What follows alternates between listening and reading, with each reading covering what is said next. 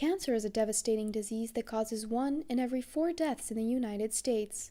To treat cancer, bioengineers have imagined a variety of nanoparticles that can potentially deliver therapies directly to tumors. The challenge is to get these nanoparticles to all the cancer cells they need to treat in sufficient amounts and without causing side effects on healthy tissue. Nanoparticles are 1 to 1,000 nanometers in diameter. That's between 100 to 100,000 times smaller than the thickness of a human hair. They come in many sizes and shapes and can be charged or neutral.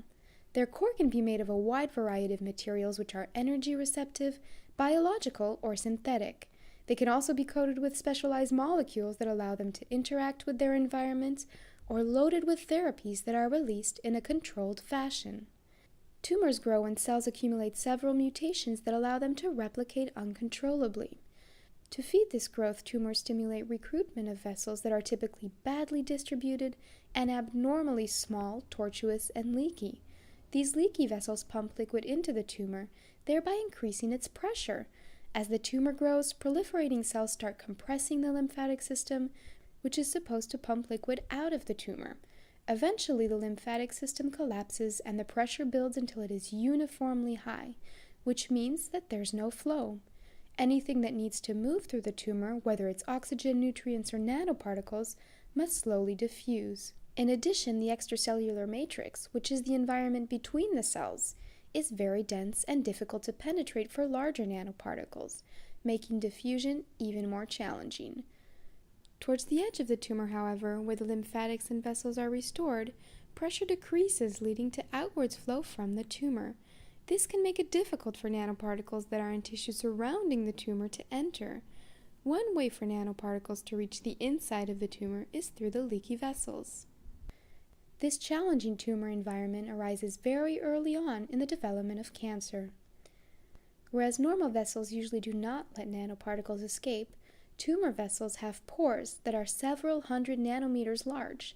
Nanoparticles are able to leak out of these vessels into the tumor, where they usually stay due to the high-pressure environment. The passive accumulation of nanoparticles in tumor tissue is called the enhanced permeability and retention effect, or EPR. How well nanoparticles leak out of vessels depends on many factors. Making sure that nanoparticles stay in circulation as long as possible will increase their probability of escaping from the bloodstream. Nanoparticles that are smaller than 6 nanometers, for example, tend to quickly be filtered as waste by the kidney. Larger nanoparticles instead get eaten by cells of the immune system called phagocytes in the liver and spleen. Positively charged nanoparticles are even more susceptible to be taken up by phagocytes. To camouflage nanoparticles from the immune system and keep them in circulation, engineers often coat them with specialized molecules such as PEG that make them invisible. Furthermore, high blood flow and larger pores will increase the amount of nanoparticles that accumulate in tissue. Local tumor heating is one way to briefly increase both flow and pore size. Another solution is to avoid tumor tissue from building up pressure to high levels in the first place. Maintaining the pressure in vessels higher than pressure in the tumor tissue will help push nanoparticles out.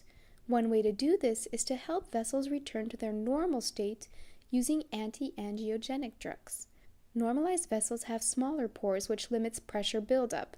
Smaller pores, however, tend to block larger nanoparticles from exiting the vasculature, so there's a bit of a trade-off there. Rather than improving how well nanoparticles passively leak out of vessels and accumulate in tumors, researchers have also been designing special tumor-penetrating peptides that bind to receptors overexpressed in tumor vessels and tumor tissue. These peptides actively trigger a mechanism that opens up wormholes through vessel walls and tissue, which nanoparticles can then use to penetrate the tumor. After extravasation, the nanoparticles are free to diffuse throughout the tissue. Some of the particles, however, might return to the vessels from which they just arrived if the nanoparticle concentration in the vasculature drops. This is because nanoparticles tend to diffuse from areas of high concentration to areas of low concentration. For the remaining nanoparticles that have accumulated in the tissue, releasing a drug or heat can be sufficient to impact the tumor. There are situations, however, where it makes sense to deliver drugs specifically to cancer cells, thereby sparing surrounding healthy tissue. This can be done by decorating nanoparticles with targeting moieties that allow them to bind to receptors overexpressed on the surface of cancer cells or to elements in their environment. Not only does targeting improve the ability of nanoparticles to act only on cells for which they were designed, it can also potentially activate receptor uptake pathways, leading to the delivery of nanoparticles directly to the inside of the cell, which is useful for cargoes such as gene therapies. Targeting, however, poses several challenges since it affects where nanoparticles distribute within the tumor tissue. Understanding how nanoparticles distribute is critical to effectively treat all cells in the tumor. For example, particles that bind strongly and that are big and slow will tend to accumulate in the first cells they encounter after extravasation. Such accumulation is called a binding site barrier.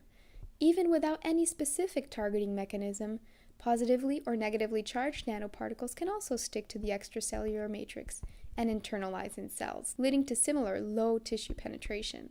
This effect is exacerbated by the slow diffusion of large particles in the dense cellular matrix, made of collagen fibers and other molecules in certain tumors. Increasing penetration has been attempted by degrading the extracellular matrix to increase diffusion speed. As it turns out, particles that are fast or that don't bind very strongly to their environment will be able to penetrate deeper into the tissue. Overall, nanoparticle transport to tumors relies on improved circulation time, extravasation, accumulation, and tissue distribution.